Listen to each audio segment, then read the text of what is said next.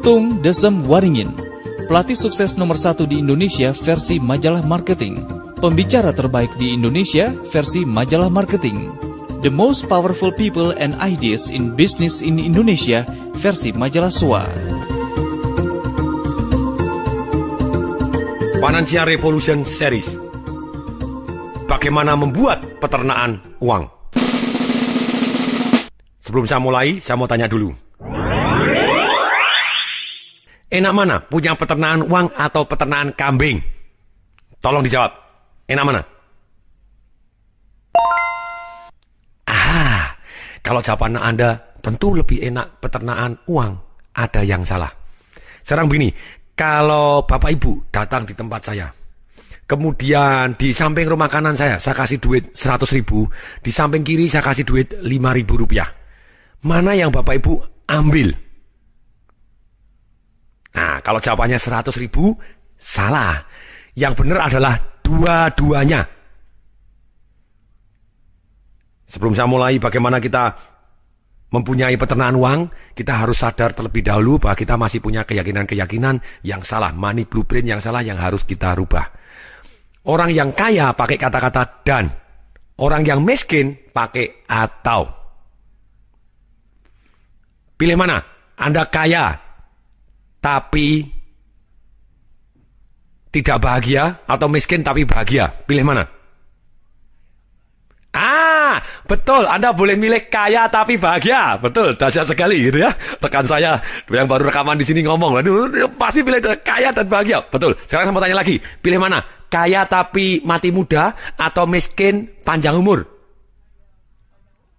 Kita bisa pilih yang baik, kaya dan panjang umur. Kelemahannya orang miskin, lebih baik aku miskin tapi kan aku bahagia.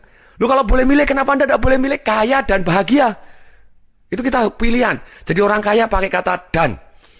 Nah, sekarang saya mau tanya sekali lagi. Pilih mana? Uang yang 100.000 atau uang yang 5.000? Dua-duanya. Boleh kok, kita boleh milih dua-duanya. Ambil dua-duanya. Boleh toh. Selama sama menguntungkan, kenapa tidak? Sekarang saya ulangi lagi pertanyaannya. Pilih mana? Punya peternakan uang atau peternakan kambing? Dua-duanya, betul sekali. Kalau sama-sama menguntungkan, pilih dua-duanya. Ini strategi keyakinannya orang yang benar. Oke, sekarang tolong berdiri. Sekarang semua yang mendengarkan berdiri, kecuali yang duduk di mobil lagi nyetir tidak bisa berdiri, ya tidak usah berdiri, duduk tegak aja gitu ya. Semua berdiri, yang mendengarkan berdiri, tolong pegang tangan di hati, ikutin kata-kata saya. Mulai hari ini. Oke, tangan di hati, kita mau mulai programming ke bawah sadar kita. Oke, tangan di hati, tangan kanan dipegang di hati Anda, tangan kiri juga pegang di hati, ikutin kata-kata saya. Mulai hari ini, saya tahu, orang miskin pakai kata atau, orang kaya pakai kata dan saya adalah orang kaya, dan untuk itu, saya pilih menggunakan kata-kata dan. Saya pilih menjadi kaya dan bahagia. Saya pilih menjadi kaya dan sehat. Saya memilih kaya dan panjang umur. Saya pilih kaya dengan berat badan tubuh yang langsing, yang ideal. Saya pilih kaya dan keluarga harmonis. Saya pilih kaya dan mempunyai anak-anak yang sukses serta berbakti kepada orang tua. Saya pilih kaya dan seksnya kuat. Boleh, apapun yang Anda mauin, biar komplit semuanya boleh aja gitu ya. Setelah pegang tangan di hati dan Anda ngomong seperti itu, pegang tangan kanan Anda ke dahi Anda, ikutin kata-kata saya. Ini adalah pemikiran triliuner saya. Yes, nah silakan duduk lagi, mari kita dengarkan. Atau Anda boleh sambil berdiri, sambil gerak juga boleh dengarkan gitu ya. Untuk mempunyai peternakan uang, kita butuh punya strategi dan keyakinan yang benar. Sekali lagi, dua hal yang selalu kita butuh, strategi dan keyakinan yang benar. Keyakinan itu sendiri 80%, strategi 20%. Setelah Anda di CD bagaimana uang mengejar kita, sudah mulai merubah keyakinan-keyakinan yang salah, money blueprint yang salah, success blueprint yang salah, dan kemudian sudah mulai dirubah jadi yang benar dan yang lebih baik. Nah, sekarang kita akan ngomong tentang strategi dan keyakinan bagaimana mempunyai peternakan uang. Strategi bagaimana punya peternakan uang sebetulnya hanya ada 3. Sekali lagi, ada berapa? 3. Oke, selalu dijawab. Kalau Anda menjawab, ikut menjawab sambil mendengarkan begini, Anda akan jauh lebih segar dengerinnya, tidak sempat ngalamun, dan Anda akan mendapatkan manfaat yang lebih banyak daripada hanya mendengarkan lula. Ketika Anda kaget ditanya, ngetes kan bahaya. Jadi lebih baik benar-benar mari kita dengarkan dengan cara aktif. Ketika saya minta dijawab, tolong suarakan jawaban Anda. Jadi ada 3 hal strategi bagaimana punya peternakan uang. 1 adalah dengan menunda kesenangan. Sekali lagi, 1 adalah menunda apa? Kesenangan. Yes, betul sekali. Yang kedua adalah melakukan aset alokasi. Yang kedua adalah melakukan apa? Aset alokasi. Maksudnya apa? Nanti akan saya jelaskan lebih detail lagi. Yang ketiga, kita melakukan alokasi kesenangan. Yang ketiga, melakukan apa? Yes, alokasi kesenangan. Nah, sekarang kita akan jelaskan satu persatu. Menunda kesenangan. Ini ada cerita. Ada anak-anak umur 5-6 tahun dites dari satu fakultas psikologi yang sangat-sangat top di luar negeri. Mereka dites dikasih permen coklat. Dikasih permen coklat di depannya, diomongin. Anak-anak, adik-adik, kalau Anda mau coklatnya sudah milik Anda, boleh dimakan. Tapi kalau adik-adik mau menunda, menunggu om akan masuk di dalam ruangan, entah 15 menit, 20 menit, atau 30 menit, om tidak tahu. Tapi kalau om keluar ternyata coklatnya masih ada, nanti akan om tambahin coklatnya 1 lagi. Yang menarik, apakah mereka yang menunggu? Yang menarik begini, ada yang makan, ada yang menunggu. Ternyata yang menunggu, mereka juga tetap bahagia. Walaupun mereka menunda kesenangan, mereka tetap bahagia. Mereka tidak melihat coklatnya terus kemudian keluar air liurnya. Aduh, kepingin sekali. Enggak. Mereka tetap tenang-tenang, mereka bisa nyanyi-nyanyi, main pesawat terbang, main begini. Dan mereka tetap bahagia dalam waktu menunda kesenangan dan menunggu untuk mendapatkan coklat yang berikutnya. Ini. Dan kemudian, ada yang menunggu, ada yang langsung dimakan. Kemudian setelah mendapatkan coklat, begitu dibuka 30 menit kemudian, wow, ini ada yang masih banyak coklatnya. Ini masih ada 1 coklatnya nih, tambahin om 1 lagi, coklat. Penelitian dilanjutkan sampai 30 tahun kemudian. Yang paling menarik ini, setelah mereka umur 35-36, setelah diteliti, ternyata anak-anak yang dari kecil umur 5-6 tahun sudah belajar menunda kesenangan untuk mendapatkan kesenangan yang lebih besar berikutnya, ternyata sekolahnya nilainya rata-rata jauh lebih baik dibanding yang tidak mampu menunda kesenangan. Jadi karyawan, ternyata mereka yang karyawan, sama-sama karyawan, jabatannya lebih besar, kemudian gajinya lebih besar, posisinya lebih baik dibanding karyawan yang tadinya pada waktu umur 5-6 tahun, mereka tidak mampu menunda kesenangan. Yang kalau jadi bisnismen, sudah pasti mereka bisnisnya lebih sukses. Yang jelas, anak-anak yang mampu menunda kesenangan, mereka sudah lebih sukses berkarir, mereka lebih sukses berbisnis, dan mereka lebih kaya. Ini pelajaran menariknya. Menunda kesenangan. Untuk menunda kesenangan, kita harus mengenal satu yang namanya well style dengan lifestyle. Bedanya apa? Kebanyakan orang merasa kepengen sekali tampak kaya, mereka mengutamakan lifestyle, bukan well style-nya dia. Ketika orang mengutamakan lifestyle, dia pada waktu gaji meningkat, dia langsung ganti handphone. Handphonenya dikecilin lagi, lebih kecil, lebih mahal. Sampai satu hari, handphone mana? Hilang. Loh kok hilang? Digadein karena tidak punya duit lagi. Nah, ketika gajinya tambah besar lagi, mulai nyicil sepeda motor supaya tampak keren. Kemudian gajinya lebih gede lagi, pangkatnya lebih gede, mulai nyicil mobil supaya lebih keren. Saya sudah jadi direktur, mobilnya juga harus minimal Accord dong gitu ya. Accord kurang keren, sudah jadi presiden, nyicil dulu Mercedes-Benz gitu. Itu namanya lifestyle. Rumahnya kecil, harus rumahnya diganti yang lebih besar. Lebih besar lagi ada kolam renang, pembantunya 1 kurang, 3, 4, segala macam. Anaknya sudah 5, ya sudah, mobilnya harus 3, 4. Nah, mereka itu adalah lifestyle. Lifestyle itu apa sih bedanya dengan wealth style? Lifestyle itu adalah Anda mengeluarkan uang dan dari pengeluaran Anda terpaksa Anda keluar uang yang lebih berikutnya lagi. Misalnya Anda beli rumah, ya Anda harus membiayai pajaknya, PBB-nya lebih tinggi. Beli mobil, harus pergi ke bengkel, harus beli bensin. Yang jelas Anda terpaksa harus mengeluarkan uang lebih banyak. Itu yang namanya lifestyle. Nah, ada juga yang namanya wealth style. Bedanya apa? Kalau lifestyle, begitu kita mengeluarkan uang tadi malah menghasilkan uang untuk kita.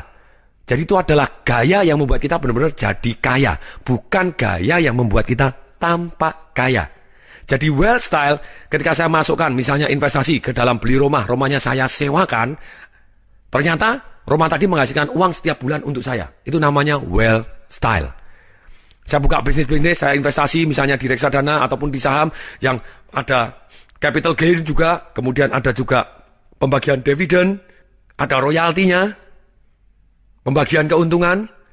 Nah, itu adalah wealth style. Ada orang tanya, Pak, kalau menunda kesenangan itu maksudnya yang bagaimana? Maksudnya kita menunda lifestyle-nya terlebih dahulu. Boleh nggak kita punya Mercy? Boleh, kenapa tidak? Begitu ya. Tahun 2005 ketika istri saya ulang tahun, itu saya kasih hadiah Mercy E-Class dengan peleknya 19 inch gitu ya. Ketika tahun 2006 ulang tahun, saya kasih jam Rolex 11.000 euro, terus kemudian ada jam Cartier juga, kemudian kita tour honeymoon lagi ke Eropa sana gitu ya, 20 hari. Terus kemudian juga tahun 2007, pada waktu ulang tahun, saya berikan Mercy SLK Sport gitu ya, jadi yang kabriolet 2 pintu bisa dibuka. Boleh aja, kenapa tidak gitu ya. Itu lifestyle. Tapi tunggu dulu sampai wealth style Anda cukup membiayai lifestyle Anda. Ini maksudnya menunda kesenangan. Jadi 3 prinsip menunda kesenangan yang sederhana. 1, yang terbaik adalah kita menunggu sampai kita mempunyai wealth style atau passive income yang cukup untuk membayar atau mencicil barang-barang konsumtif kita. Jadi yang kerja bukan aktif income kita, tapi pasif income kita. Jadi pasif income kita lah yang akan membayarin gaya hidup kita atau lifestyle kita. Itu yang terbaik. Yang kedua, kita harus menunggu sampai kita mempunyai uang minimal 10 kali lebih besar daripada barang lifestyle yang kita inginkan, baru kemudian kita membeli barang tersebut secara tunai. Jadi kalau misalnya mau beli BMW senilai 500 juta, ya tunggu dulu Anda minimal punya 5M baru beli BMW 500 juta. Itu prinsip kedua, 10 kali lipat baru Anda beli. Jadi Anda tenang, induknya tidak ikut dijual gitu ya. Kemudian berikutnya, prinsip yang ketiga, menunda kesenangan, yaitu kita menurunkan kesenangannya tapi tetap senang. Contohnya, misalnya kita mampu beli BMW seri 7, ya sudahlah kita beli yang seri 5. Mampu beli yang terbaru, ya sudahlah beli yang second.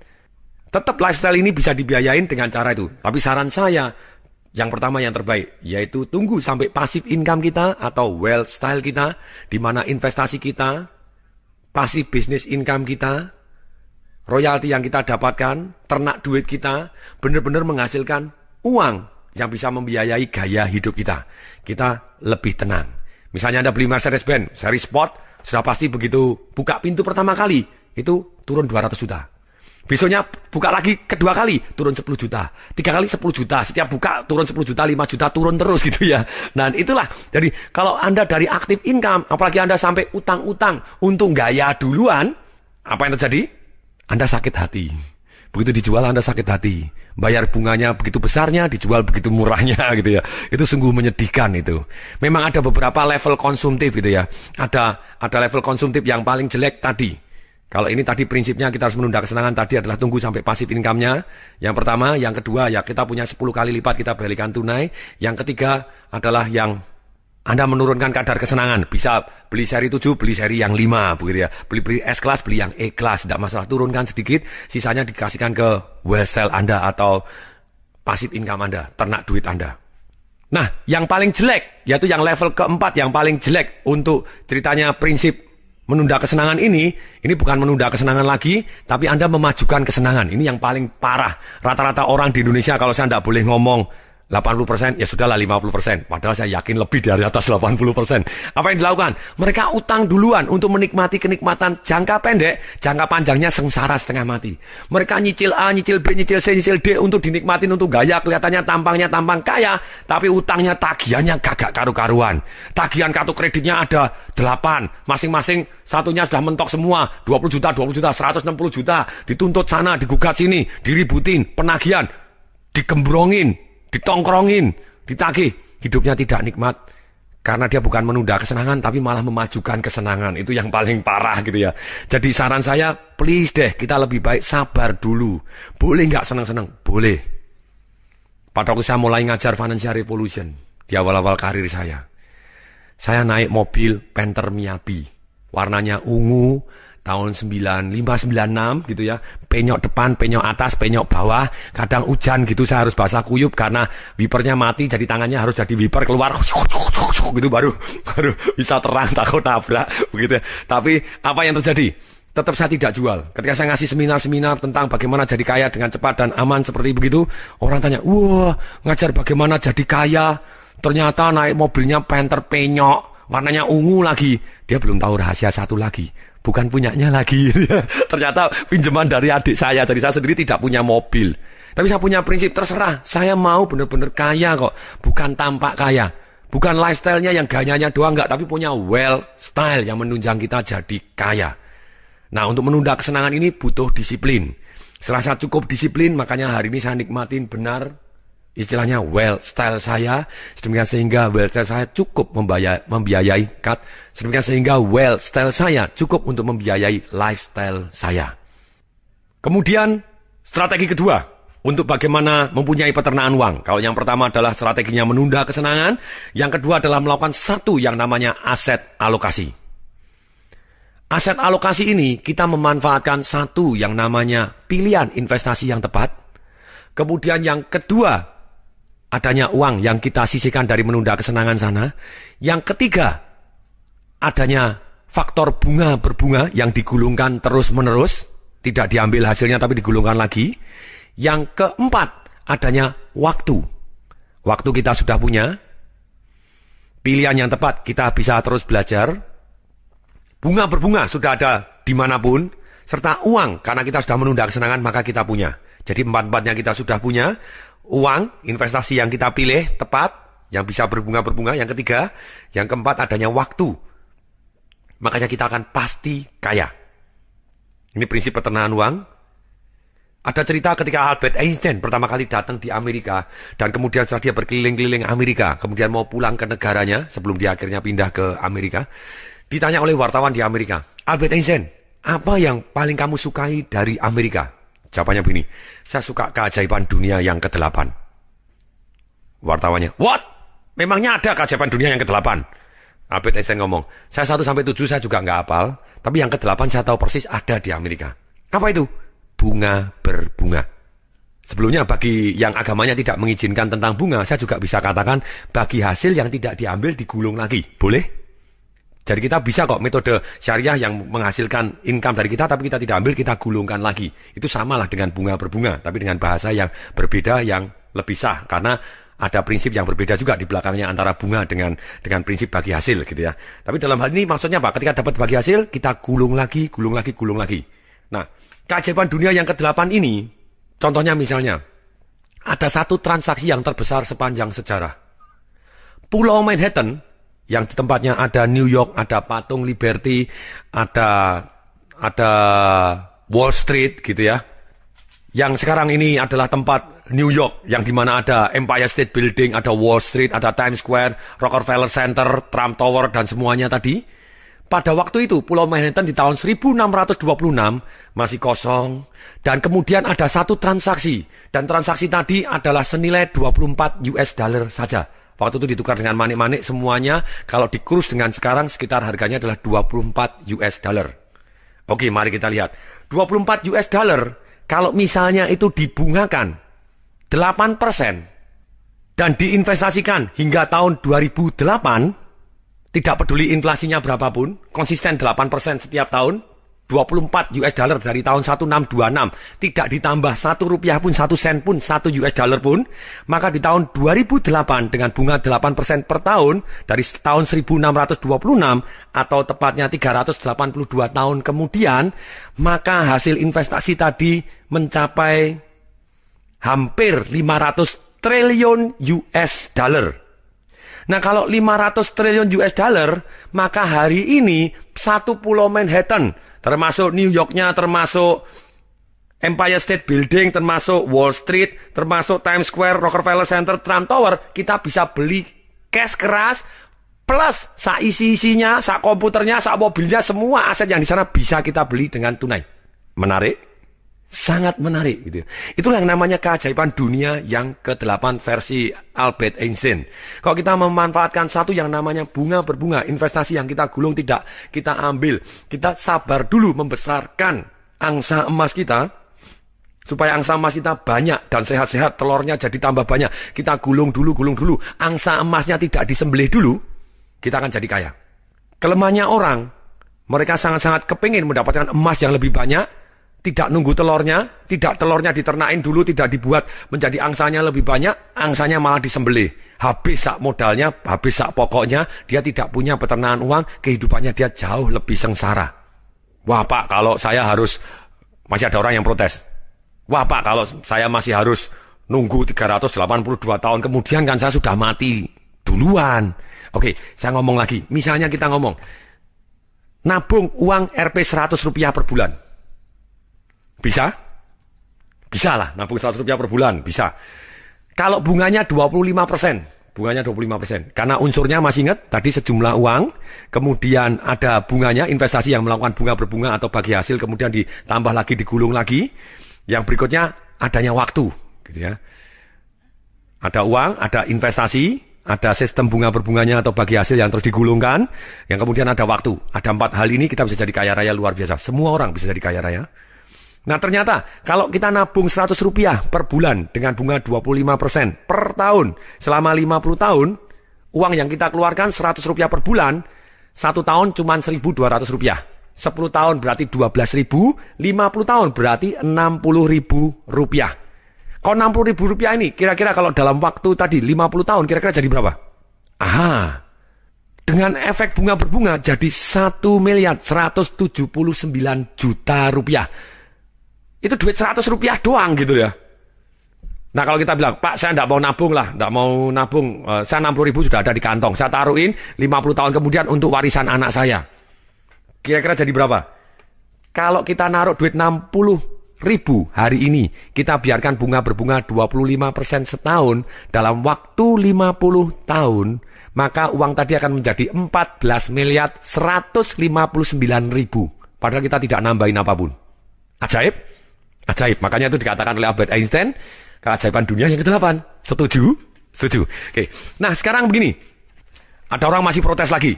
Pak itu kan 50 tahun terlalu lama. Oke, kalau terlalu lama, loh Pak itu kan bunga 25% tidak ada. Kalau Anda bilang tidak ada ya tidak ada, kalau bilang ada ya ada. Investasi dalam beberapa tahun ini gitu ya, investasi saham di Indonesia itu bisa meledak luar biasa, bisa untung 1 tahun 50 sekian persen, ada kan? Bahkan reksadana yang saham juga belum pakai pajak segala macam gitu ya. Lupa deposito bank kan cuma di bawah bunganya sekian persen, bunga di bawah 6%, bawah 7%, bawah 8%. Itu masih kena pajak. Lu masih ada juga yang masuk ke investasi saham yang masih ada selama ini. Saya belum tahu aturannya sampai kapan. Tapi dalam hal ini kita masih ada kok jenis-jenis investasi yang bisa mendapatkan hasil lebih di atas 25% pun. Betul, kalau mau di atas 25% konsisten selama 50 tahun itu tidak mudah. Misalnya Warren Buffett itu investor yang sampai saat ini terbesar di dunia gitu ya. Sebetulnya dia hasil imbalnya bukan yang paling besar sepanjang sejarah. Dia sekian puluh tahun rata-ratanya itu adalah 23% per tahun. Jadi kaya raya nggak karu-karuan. Kemudian itu nomor 3. Yang nomor 2 adalah Peter Lynch. Peter Lynch itu kalau investasi dia rata-ratanya 27%. Juara dunianya investasi yang sekian puluh tahun. Itu adalah George Soros gitu ya. George Soros adalah sekitar 32% per tahunnya rata-rata. Walaupun terakhir dia pernah kena 2 miliar US dollar waktu Nasdaq anjlok. Tapi setelah dia pensiun, di total rata-ratanya pernah naik 100%, pernah turun, pernah segala macam semuanya. Tapi total rata-ratanya sepanjang sekian puluh tahun karirnya dia sebagai investor ataupun trader, ternyata betul-betul bisa menghasilkan rata-rata 32% per tahunnya. Itu yang luar biasa. Nah, ada orang tanya, Pak, tapi itu kan George Soros, kalau saya orang biasa kan saya tidak bisa dapat. Boleh, tapi saran saya begini, itu kan nabungnya cuma 100. Lah kalau Anda kepengen dapat duit banyak, ya tidak mungkin lah Anda cuma nabung 100 doang. Anda tahun ini mungkin 1 bulan nabung 100.000, tapi tahun depan bisa tidak Anda nabung 120.000, naik 20%. Tahun depannya lagi nabung lebih banyak lagi, atau investasi lebih besar lagi. Nah kalau itu yang dilakukan, walaupun bunganya naik atau turun, Anda akan jauh lebih kaya dibanding orang yang tidak menyisihkan dan investasi sama sekali. Sekarang kita tiba saatnya untuk belajar bagaimana prinsip aset alokasi. Ada beberapa cara gitu ya. Cara yang paling sederhana adalah minimal 10% untuk hari tua, tidak boleh diambil sama sekali. Masuk ke investasi yang aman. Ciri-cirinya aman itu adalah kemungkinan hasilnya 95% ke atas dan tingkat returnnya biasanya di bawah 15%. Biasanya gitu ya. Maksudnya misalnya kita deposito ya itu termasuk aman lah. Deposito di bank pemerintah termasuk aman. Reksadana, obligasi, surat-surat berharga pemerintah juga termasuk aman itu gitu ya. Kecuali negaranya bangkrut atau ganti sistem atau duitnya dirampok semua dinasionalisasi tidak boleh diambil ya tetap ada resikonya. Tapi lebih kecil dibanding obligasi dari perusahaan biasa ataupun dari saham gitu ya. Nah ini masuk ke yang aman, tapi tidak boleh diambil sama sekali. Minimal 10% masuk yang aman tadi. Investasi emas, ya bagus juga. Tapi emas bisa naik, bisa turun juga. Tidak ada hasilnya, hanya capital gain doang kalau hasil. Tapi sangat-sangat bagus juga emas gitu ya. Termasuk satu yang aman tidak boleh diambil, nanti baru diinvestasikan ke yang ada bunga berbunganya. Nah kalau bisa sih masukkan yang ada bunga berbunganya, itu minimal 10% itu yang paling sederhana untuk hari tua. Yang kedua, minimal 20% untuk cadangan. Atau kalau saya misalnya begini atau orang yang punya hutang, minimal 20% untuk bayar hutang terlebih dahulu. Kalau hutang sudah selesai, 20% ini dicadangkan sampai 5-6 bulan gaji. Supaya apa? Kita punya cadangan 5-6 bulan gaji. If something happen, genteng bocor, segala macam, kita tidak perlu ngambil tabungan hari tua. Tapi ada dari cadangan. Jadi cadangan. Sakit bisa untuk cadangan juga. Semuanya ada dari untuk cadangan. Nah, kemudian apabila cadangan 5-6 bulan sudah selesai, 20% ini kita alokasikan untuk investasi yang tumbuh. Maunya tumbuh apa? Rada selebor sedikit boleh, rada edan sedikit boleh. Lupa, if something happen bagaimana? If something happen negatif yang terjadi, tidak apa-apa. Karena kita masih ada 10% yang hari tua yang aman tidak boleh diambil sama sekali. Oke, itu prinsip yang gampang. Sisanya 70% maksimal. Kalau saya bilang maksimal lebih boleh? Tidak boleh. Tolong dijawab. Boleh atau tidak? Tidak boleh. Maksimal 70% berarti maksimal gitu ya. Kurang boleh, kalau lebih mah tidak boleh. Itu silakan dihabiskan untuk biaya sehari-hari. Kalau yang mau lebih canggih lagi, yang sophisticated istilahnya, maksudnya sophisticated, itu tergantung usia kita. Maksudnya tergantung usia kita itu, misalnya begini, kalau di buku Financial Revolution saya, itu saya bahas dengan sangat-sangat detail. Di halaman 132, atau kalau edisi baru bisa jadi berubah, aset alokasi, kami kasih contoh misalnya. Untuk investasi, kita tergantung dari kategori umur kita, dan tergantung dari kategori keberanian kita berinvestasi. Contohnya, umur 20-30. Kalau kita termasuk orang yang berani, saya adalah orang yang agresif, tipe investasinya, umur 20-30, mestinya Anda alokasikan kepada yang aman 20%, yang moderat, alokasi yang moderat. Maksudnya apa moderat? Moderat itu adalah bunganya atau hasilnya adalah 15% sampai 100% per tahun, dengan tingkat kepastian hasil antara 70 sampai 95%. Nah itu yang moderat. Nah kalau yang cepat atau agresif, jadi kita agresif, investasinya tetap ada yang aman, ada yang moderat, ada yang cepat atau agresif. Maksudnya apa agresif? Agresif itu adalah bunga atau hasilnya imbal baliknya di atas 100% dengan tingkat kemungkinan berhasil di bawah 70%. Itu termasuk kita berarti agresif, gitu ya. Nah, sekarang jadi kalau kita umur 20-30, kita kategori orang yang berani atau orang yang agresif, investasi kita yang aman taruh 20%, yang moderat 40%, yang agresif atau yang investasi yang tumbuh cepat dengan segala risikonya 40% juga. Itu contohnya. Kemudian misalnya kita umur 30-40. Kita kategorinya adalah moderat orangnya. Kalau kita kategori orang yang moderat atau orang yang tidak konservatif, tidak agresif, tapi orang yang berada di tengah, moderat. Makanya jenis investasi yang harus kita pilih, 40% masuk yang aman, 30% masuk yang sedang, 30% masuk yang agresif atau yang cepat. Nah tergantung umur kita juga. Misalnya kita sudah umur 60 tahun. Nah kalau misalnya umur 60 tahun, kalau kita kategori konservatif, tinggal 60 tadi ditambah 10%. Kalau kita konservatif berarti 70%. Kalau umurnya 60, 7% masuk yang aman, 15% masuk yang sedang, 15% masuk yang cepat atau yang agresif. Kenapa? Karena kembali lagi, hukum alam tidak bisa diingkarin. Manusia semakin umur itu berarti kemungkinannya, maksudnya begini, kalau saya umur 30 tahun, kenapa saya boleh ambil risiko yang lebih besar dibanding orang yang umur 39? Atau kalau saya umur 39, kenapa saya boleh ambil risiko yang lebih besar dibanding orang yang umur 89 misalnya itu. Karena kalau saya belum berhasil, saya masih cukup umur atau cukup waktu untuk memperbaiki. Tapi kalau umur 89, terus kemudian mendadak bangkrut, misalnya ada satu yang namanya Charles Schwab. Charles Schwab itu adalah yang Presiden Direktur Bethlehem Steel. Dia termasuk salah satu orang yang sangat kaya. Seumur hidupnya dia pernah mendapatkan hasil sekitar 600 juta US di tahun 1920-an sekian sampai 1930-40. Tapi apa yang jadi? Pada waktu dia tua, 5 tahun terakhir dalam hidupnya dia hidup dalam kemiskinan. Tidak punya sepeser pun, 1 sen pun, bahkan hidup dengan utang. Kenapa? Dia sudah cukup umur, dia ambil risiko yang besar, masuk ke saham, masuk ini segala macam, sampai utang segala macam, habis semua. Kalau kita cukup muda, edan sedikit boleh nggak? Boleh lah. Karena masih cukup muda. Kalau belum berhasil, masih cukup muda untuk mengulangi. Kalau sudah berhasil, masih cukup muda untuk menikmati.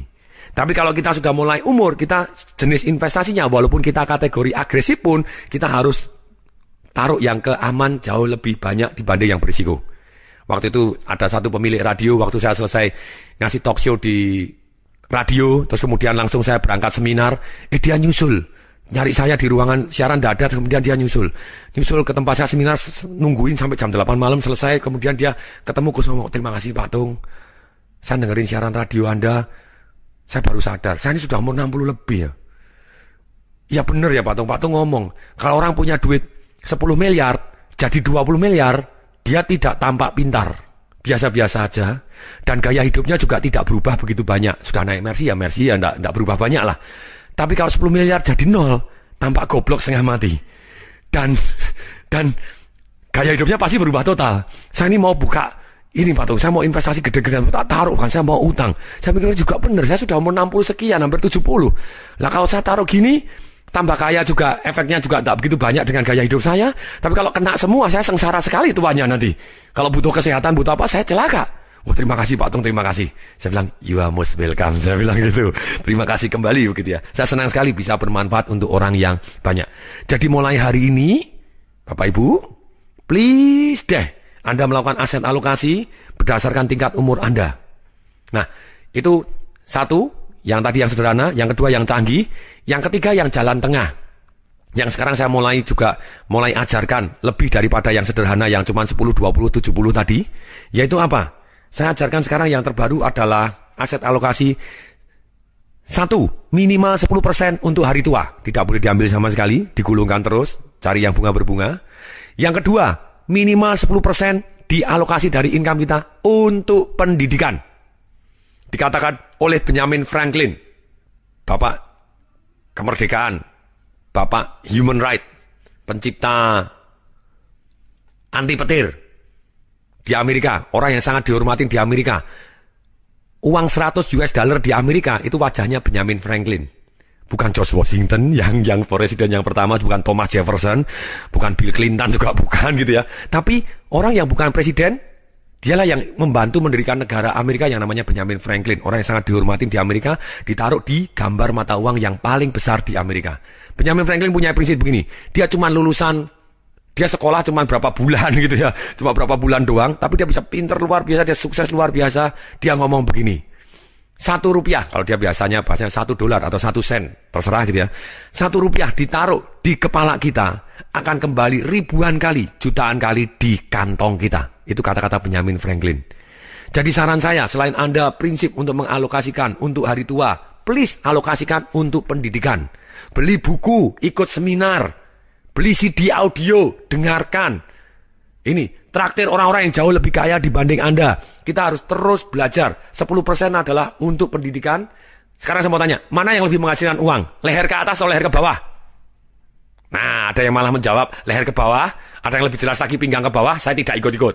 Kalau Anda benar-benar pengen sukses, kalau kita betul bahwa kita benar-benar, kita percaya bahwa leher ke atas itu menghasilkan uang lebih banyak daripada leher ke bawah, saran saya, minimal 10% dari income Anda, please deh, taruh untuk mengisi leher ke atas Anda. Kemudian, alokasi yang ketiga, minimal 10% untuk cadangan investasi yang tumbuh. Tadi untuk cadangan investasi yang tumbuh. Kemudian, berikutnya yang keempat, minimal 10% untuk amal. Silakan, Anda boleh alokasi 5%, 3%, terserah. Tapi ini hanya saran saja. Dengan amal, uang kita mengalir kepada banyak orang, sekeliling kita juga ikut sejahtera, dan banyak orang yang tambah dahsyat, tambah makmur, karena Anda amal juga. Berikutnya, yang kelima, minimal 10% Anda alokasikan untuk alokasi kesenangan, untuk bersenang-senang. Yang nanti kita akan bahas, prinsip ketiga dalam membuat punya peternakan uang. Kemudian yang terakhir yang keenam, maksimal 50% boleh dihabiskan. Sekali lagi maksimal, lebih tidak boleh. Itu jadi lebih dahsyat lagi. Nah, kalau saya ngomong begini, banyak sekali orang yang punya keyakinan yang salah. Dia ngomong gimana? Oh, gaji saya kecil loh, income saya kecil loh. Mestinya saya harus kaya dulu, punya income yang besar, baru saya bisa menyisihkan untuk menabung. Saya bilang, pantasan kamu miskin. Ceritanya identik seperti orang yang gemuk ingin langsing. Dia ngomong gimana? Kalau dia pengen langsing, dia harus ngomong gini. Lah, disuruh diet, disuruh olahraga. Males saya kan berat nih olahraga. Nanti ya, saya nunggu kalau saya sudah langsing, baru saya mau olahraga, baru saya mau diet. Sama persis ketika orang kepengen kaya, kemudian dia ngomong, saya harus nunggu income saya besar dulu, nunggu kaya dulu, baru saya mau menyisihkan income saya. Percaya tidak, itu tidak akan pernah terjadi. Karena kaya itu sama sekali tidak tergantung berapa besar income Anda. Anda bisa income yang besar tapi Anda tetap miskin. Saya beri contoh Mike Tyson. Pernah dengar kata-kata Mike Tyson? Siapa dia? Penyanyi dangdut? Oke, tentu saja bukan gitu ya. Mike Tyson adalah petinju? Bukan. Mike Tyson bukan petinju. Mike Tyson adalah orang yang bangkrut. Seumur hidupnya dia mendapatkan uang 400 juta US atau 4.000 miliar. 4 triliun gitu ya. Satu orang dapat 4 triliun.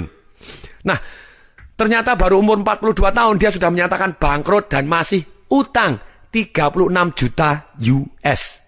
Betul, dia ngaku saya masih punya rumah. Rumahnya totalnya paling 6 juta US, tapi dia utang 36 juta US. Berarti hari ini dia masih utang sekitar 300 miliar rupiah. Sekali lagi, besarnya income tidak sama dengan identik Anda bisa sama dengan kaya. No. Nah, prinsipnya begini.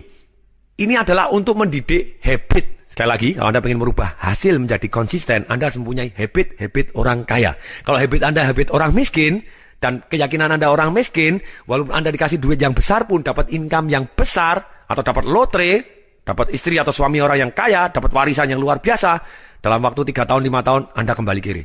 Karena kebiasaan Anda kebiasaan orang kiri. Nah sekarang, jadi lebih baik kita kalau kepingin kaya, maka kita nabung dulu baru kaya. Bukan kaya baru nabung. Karena dengan kebiasaan kita menyisihkan aset alokasi ini, gulungkan terus untuk hari tua kita, tidak peduli berapa besarnya income kita saat ini, Anda akan pasti jadi lebih kaya. Karena uang mendadak bekerja untuk kita. Dan kita punya peternakan uang. Janji, mulai hari ini Anda harus menyisihkan uang Anda, gulungkan terus, supaya bunga berbunga nggak karu-karuan. Janji? Jawab, oke, janji? Oke. Nah sekarang, alokasi untuk hari tua ini tidak boleh diambil. Sama sekali. Ada orang tanya, sampai kapan? Sampai kapanpun. Sekali lagi, sampai kapanpun. Lupa kayak uang hilang. Enggak seperti uang hilang. Seperti uang yang kita taruh dan akhirnya menghasilkan kita. Kapan boleh diambil? Ketika hasilnya saja. Wealth style kita ini cukup untuk membiayai lifestyle kita. Anda boleh ambil hanya hasilnya saja. Lah, ada yang tanya, Pak, kalau sesuatu hal terjadi, kemudian cadangan sudah habis, boleh nggak mengambil cadangan untuk hari tua? Tidak boleh. Lebih baik Anda hutang daripada ngambil tabungan dan tidak dikembalikan. Saya ngasih coach kepada banyak, termasuk ada satu saudara yang ketika saya di bank uangnya nabung ke tempat saya tabung, tidak boleh diambil, benar tidak boleh diambil. Ketika saya sudah keluar, saya kembalikan, malah diambil, habisin, celaka. Oh nanti saya bayar balik. Sampai hari ini juga tidak pernah dibayar balik. Ini, tapi kalau Anda utang, Anda terpaksa bayar gitu ya. Tapi tabungannya tidak diambil, Anda utang, enak mana? Anda utang punya duit atau utang tidak punya duit? Ayo tolong dijawab, enak mana? Betul, enak utang punya duit gitu ya. Kita tetap dengan giat, kita alokasi, tetap digulungkan terus, tidak boleh diambil. Kalau kepepet yang sampai cadangan habis, ya kita juga keluarkan untuk ini dari utang. Kemudian kita dari hasil berikutnya ke depan, baru kita sisihkan lagi 10% untuk hari tua, 20% untuk utang, silahkan. Jadi akhirnya lunas juga. Yang kedua, keyakinan yang salah. Kalau yang salah tadi adalah uang saya sedikit maka saya harus nabung gimana, itu salah sekali. Sebelum saya bahas yang kedua, sebentar, saya bahas yang pertama terlebih dahulu, tadi lebih dalam. Kalau kita punya keyakinan yang salah bahwa uang saya masih kecil loh, maka saya tidak usah nabung, salah. Kalau orang uangnya besar, misalnya income-nya dia 1 miliar setiap bulan, minimal dia dengan sederhana saya nabung 10% aja. 10% sudah 100 juta.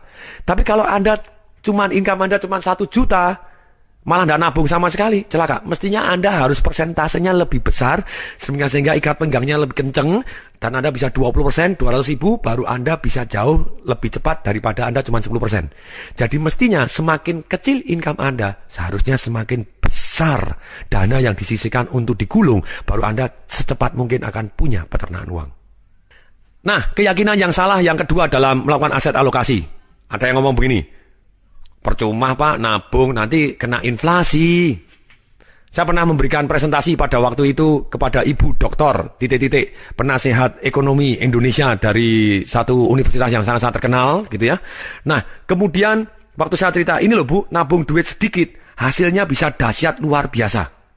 Kemudian 100 rupiah pun bunga 25%, waktu itu bunganya sampai 72%, zaman bumi gonjang-ganjing tahun 97-98 ketika bunga naik luar biasa sampai 72% tadi.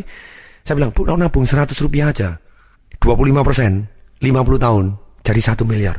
Dia bilang, wow.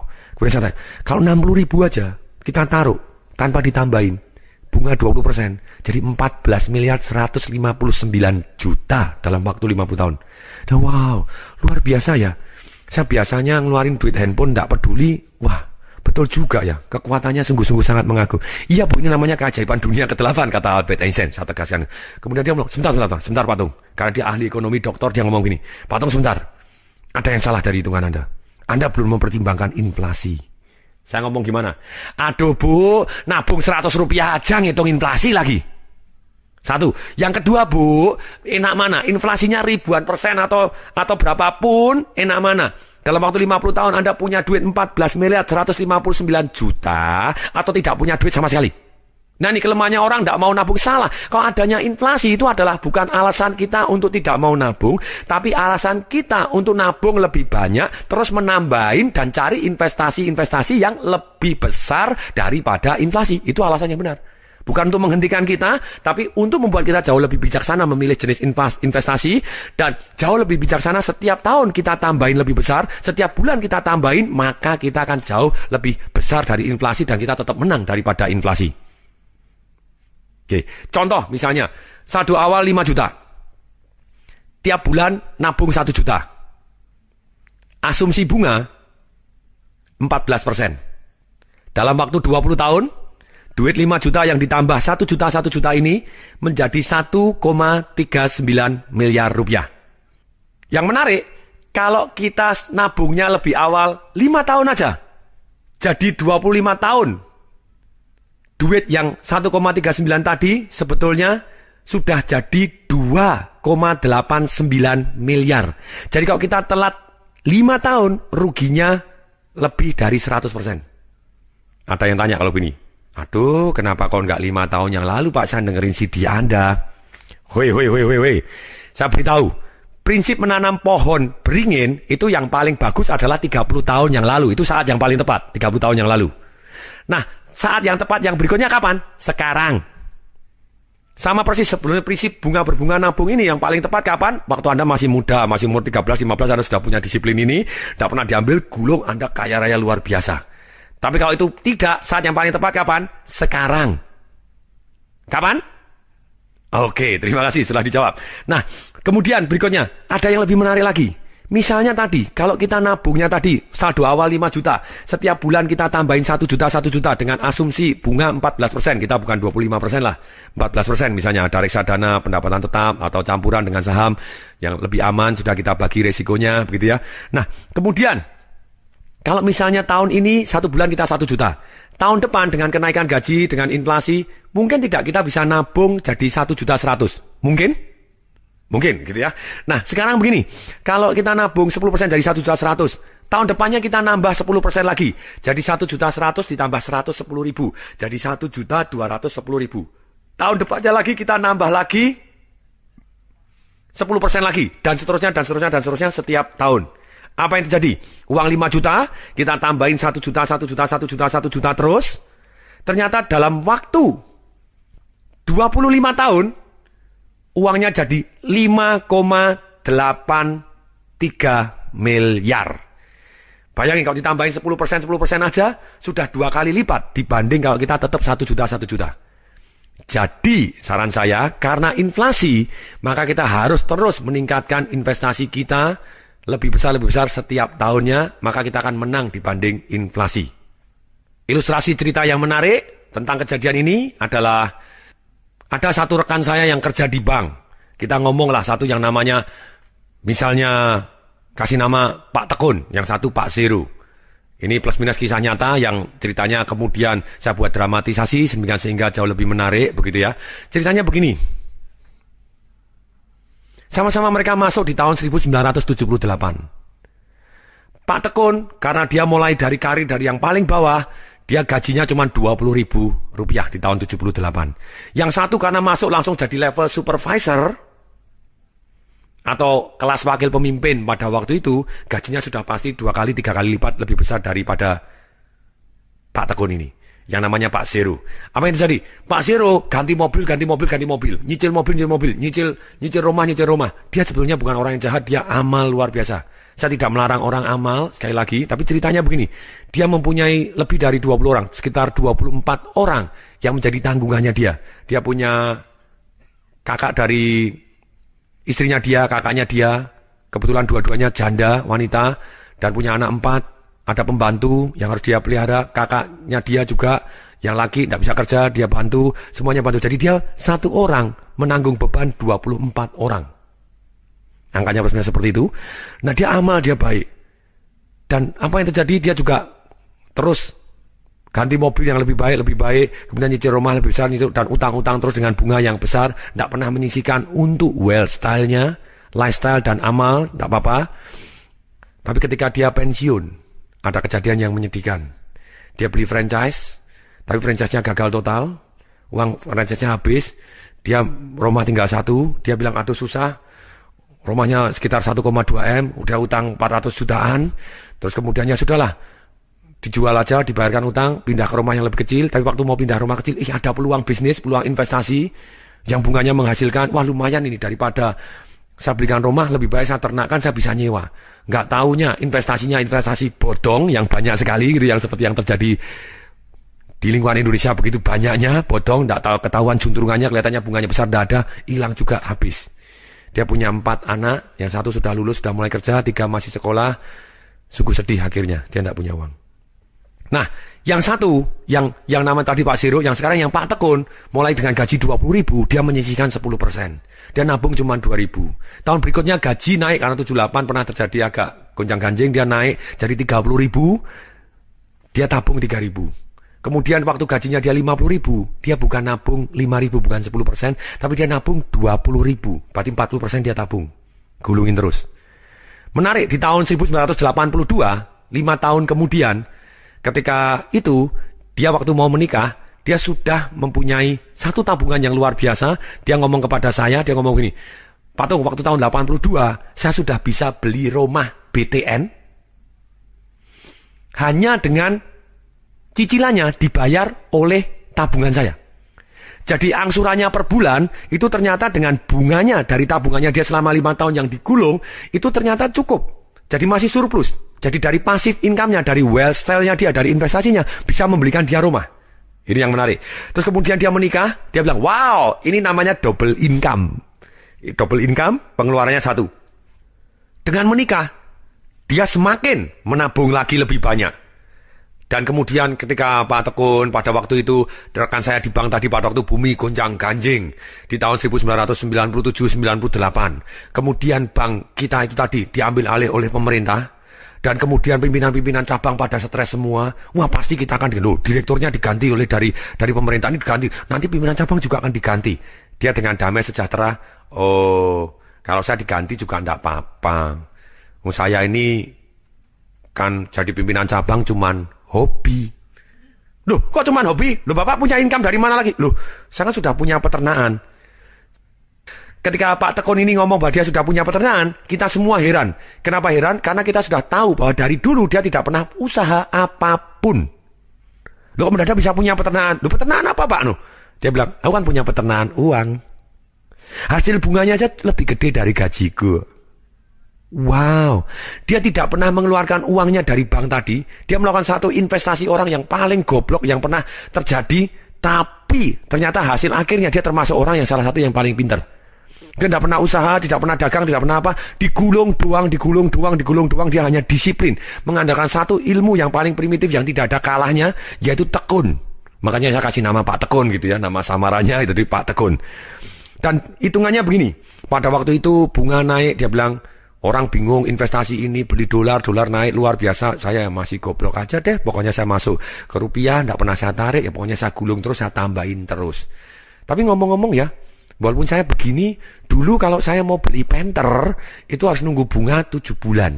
Sekarang walaupun penternya naik, tapi bunga naik luar biasa begini, harus nunggu 2 bulan doang. Harus nunggu 2 bulan doang. Sudah bisa beli mobil penter. Sudah kebayang, ternak duitnya dia lumayan. 2 bulan bisa beli mobil penter. Kemudian saya bandingkan, saya tanya kepada beliaunya, Pak, saya tanya, apa Anda tidak punya saudara yang Anda tanggung? Oh ya punya, saya punya adik. Mohon maaf, ini kata-katanya plus minus seperti ini begitu ya, tidak dibuat-buat, yang ini tidak didramatisasi gitu ya, karena ini saya punya adik, itu SH Kemplung. Dia kata-katanya begitu. Loh kenapa Pak? Sorry loh, saya tahu kamu SH juga, saya juga SH gitu. Tapi bedanya dia SH Kemplung, saya SH singkatannya sarjana hebat gitu ya, SH-nya. Nah kemudian dia, itu kerja tidak pernah berhasil, dikeluarkan terus. Saya modalin juga bangkrut terus. Ya sudah, ya tetap saya bantu sekarang. Lu bantunya gimana? Ya saya pensiun, 1 bulan saya kasih sekian ratus ribu untuk hidup aja. Lu kalau dia pengen minta apa yang lain? Oh pernah, dia minta saya sepeda motor. Saya bilang, kalau minta sepeda motor beli sendiri, kerja sendiri enak aja. Tapi kalau cuma numpang hidup, saya berkewajiban untuk menghidupin dia. Tapi kalau dia mau gaya-gayaan, ya suruh kerja sendiri dong. Dan saya tetap nanggung. Oh oke. Anaknya dia kuliah apoteker gitu ya, sarjana farmasi. Kemudian saya tanya, Pak kalau anaknya misalnya kuliah nanti pada waktu lulus dia mau buka apotek, dimodalin nggak? Ya pasti dong anak saya. Lu diambil Pak? Ya enggak toh. Masa angsa emasnya disembelih? Enggak boleh, angsa emas modalnya enggak boleh. Nanti nunggu hasilnya dulu, nunggu bunganya dulu. Kalau bunganya cukup dalam waktu mungkin 6 bulan atau 1 tahun cukup untuk modal, ya baru diambil dari hasilnya doang, dari hasil ternaknya doang. Nangkep? Saya bilang, nangkep. Sekarang saya tanya kepada Bapak Ibu yang mendengarkan. Nangkep? Nangkep itu. Masuk akal? Masuk akal. Oke, sekarang semua please tolong tangan kanan tepuk ke dahinya semua, tangan kanan tepuk dahinya, ikutin kata saya. Masuk akal. Nah, dengan kita belajar seperti ini, dengan Bapak Ibu ngikutin saya tangan ke atas, tepukan ke dahi, masuk akal, Anda kan jauh lebih ingat karena ada gerakan-gerakan yang aneh menurut Anda, tapi Anda kan punya cantolan. Harusnya masuk akal.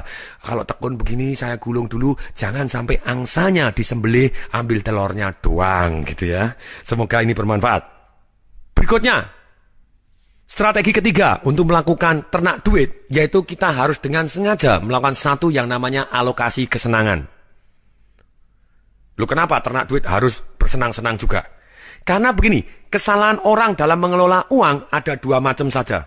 Satu, begitu borosnya, sampai akhirnya tua sengsara, utang-utang terus di depan untuk kenikmatan jangka pendek, sengsara jangka panjang, kenikmatan di depan, gaya dulu di depan, tapi mati belakangan karena nyicil bunganya nggak karu-karuan.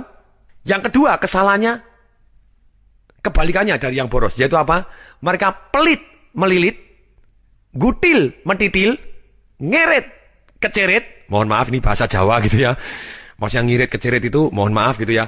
Anda saking ngiritnya sampai berak di celana itu namanya keceret itu ya. Supaya Anda ingat seumur hidup. Saya sengaja menggunakan bahasa-bahasa seperti ini supaya Anda ingat seumur hidup. Sebenarnya kalau kita sudah disiplin menunda kesenangan dan disiplin melakukan aset alokasi, sudah layaknya kita mengalokasikan kesenangan. Kalau tidak, kalau kita tidak mengalokasikan uang kita untuk bersenang-senang, ketika kita mempunyai prinsip yang salah, berarti kita harus ngirit-ngirit terus. Sebenarnya pada waktu orang yang ngirit sekali atau pelit sekali, tidak pernah menikmati kesenangan dari uangnya, sebenarnya dia mati sebagai orang miskin. Tidak pernah nikmatin, mati sebagai orang miskin toh. Dia walaupun punya duit banyak, dia sebenarnya mati sebagai orang miskin. Jadi, inilah yang dianggap orang yang namanya mendewakan uang dan menuhankan uang, jadi uangnya cuma disembah-sembah supaya nambah, tidak pernah dimanfaatkan untuk amal, tidak pernah dimanfaatkan untuk kebaikan diri sendiri dan orang banyak, begitu ya, tidak pernah dinikmatin oleh orang lain juga. Nah, sungguh sangat-sangat menyedihkan orang-orang yang seperti ini kehidupannya. Dia akan terus dalam kondisi status miskin karena tidak pernah memanfaatkan uangnya untuk lifestyle-nya dia. Nah, sekarang begini, caranya bagaimana?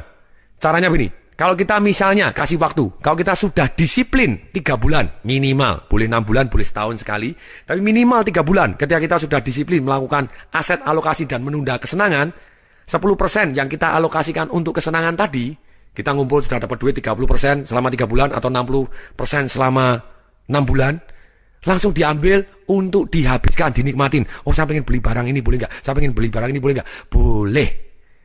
Selama masih dalam itu boleh. Malah saran saya harus. Jadi hidup Anda so good. Benar-benar enak. Saya pernah dengan istri saya. Waktu itu saya alokasi waktu juga alokasi uang untuk kesenangan begitu ya.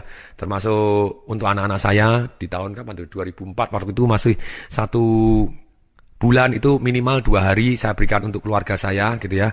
Nah kemudian waktu itu April sama Mei saya gabung. Akhir April sama awal Mei, jadi 4 hari.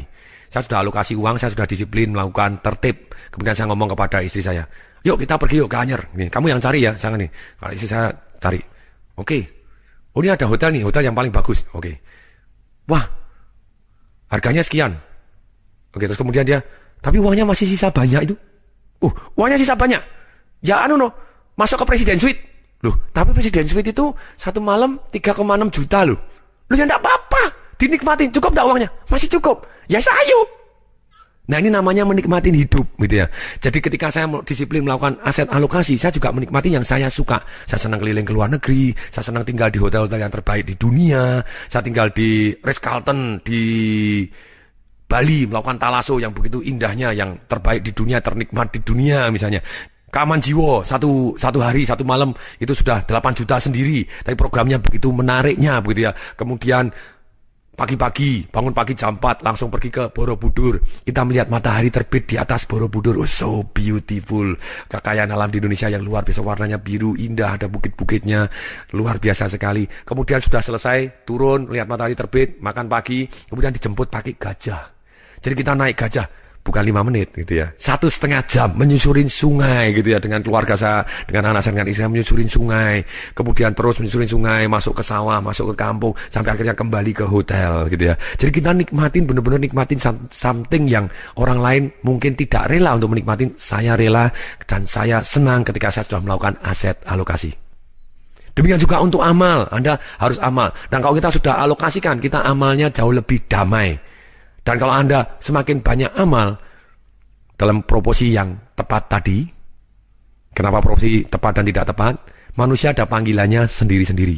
Kalau saran saya begini, Pak, boleh nggak saya kasih semua duit saya dan saya sampai gini? Saya bilang boleh, untuk amal boleh. Tapi saran saya satu, jangan kawin. Kalau Anda punya anak, Anda punya orang tua, Anda punya istri, punya suami, sebenarnya tanggung jawab Anda panggilannya berbeda dengan orang yang benar-benar fokus mencurahkan diri untuk masyarakat 100% tanpa harus memikirkan keluarganya. Kalau panggilan Anda seperti Mother Teresa, seperti apapun, Anda tidak perlu menikah, tidak perlu punya anak. Anda boleh amal 100%, Anda boleh kok miskin, amal 100%, semuanya Anda kasihkan semua, selama itu adalah Anda menjadi tangan Tuhan dan menjadi inspirasi untuk orang banyak. Tapi problemnya, banyak sekali orang yang miskin bukan pilihan, kepepet. Sudah miskin bukan pilihan, kepepet. Utangan, sudah utangan, ngemplangan lagi. Itu celaka begitu ya. Jadi saran saya tidak melarang Anda amal 100%, saya doakan kalau Anda amal 100%, bahkan saya bisa membantu Anda, kehidupan keluarga Anda juga begitu ya. Untuk membantu, saya juga sering kali membantu orang. Tapi dalam hal ini, benar-benar kita pilih secara sadar. Boleh kok kita memilih satu sisi yang berbeda, yaitu kita menjadi kaya raya dan menjadi tangan Tuhan. Dan kita kaya raya, kita amal jauh lebih banyak dibanding pada waktu kita miskin. Jadi kita tetap amal, mulai dari awal kita punya tetap kita sisihkan, tapi di dalam kekuatan kita. Tidak boleh sampai mengganggu amal kita, mengganggu diri kita. Karena kita tetap harus bertanggung jawab terhadap diri kita terlebih dahulu, baru kita bisa sosial jauh lebih baik. Sekali lagi ini pilihan, saya tidak memaksa Anda. Kita boleh memilih jadi miskin tapi menjadi inspirasi orang banyak. Dan kita boleh memilih kaya menjadi tangan Tuhan yang menjadi lebih baik, menyentuh orang lebih banyak, amal yang lebih banyak. Jadi saran saya, apapun pilihan Anda, tekunin dengan baik. Tapi kalau Anda memilih jadi miskin, amal semua 100% boleh. Tapi saran saya satu, jangan menikah karena anak Anda masih butuh sekolah juga, masih butuh kesehatannya juga, masih butuh segala macam banyak. Nah, di akhir CD yang kedua ini, bagaimana kita punya peternakan uang, saya minta selesai mendengarkan CD ini, tulis. Sekali lagi, tulis. Sekali lagi apa? Tulis, oke. Tulis, yaitu berapa persen dari income Anda yang akan Anda alokasikan. Sekian persen untuk sekian persen untuk ini, sekian persen untuk ini. Kemudian Anda bisa melakukan dengan cara memisah di tabungan. Tabungannya dipisah di sendiri-sendiri. Kemudian Anda juga bisa tabungannya sama tapi dialokasi, di catatannya yang dibedakan. Jadi Anda boleh pakai cara Anda masing-masing. Yang paling penting disiplin. Kalau Anda bilang, Pak, saya tidak punya duit untuk ditabung segala macam, saya bilang lebih baik Anda mulai nabung 100 rupiah per hari. Bisa? Jadi pakai kaleng aja. Pokoknya ini hari tua 100 rupiah. Yang ini untuk pendidikan 100 rupiah. 100 rupiah aja. Biasakan. Itu hanya sekedar melatih pikiran bawah sadar kita sampai kita mempunyai habit. Sampai kita punya income yang lebih besar. Kita otomatis tetap terus naruh ke dalam kaleng-kaleng kita. Yang mungkin sudah bukan kaleng lagi, sudah berupa rekening bank, mungkin sudah bukan rekening bank lagi, mungkin sudah investasi Anda di reksadana, di saham, segala macam, mungkin sudah masuk ke dalam bisnis-bisnis Anda, atau properti Anda, atau integrated resort Anda, untuk investasi-investasi seperti itu. Tapi dalam hal ini kita tetap harus mulai dari sekarang. Semoga bermanfaat. Saya Tung Desa Maringin mengucapkan salam dahsyat. Informasi seminar atau pelatihan untuk meningkatkan motivasi, sales, dan marketing perusahaan, Anda bisa menghubungi nomor telepon 021 547 6677, 021 547 6677, 021 547 6677, atau klik di www.dahsyat.com.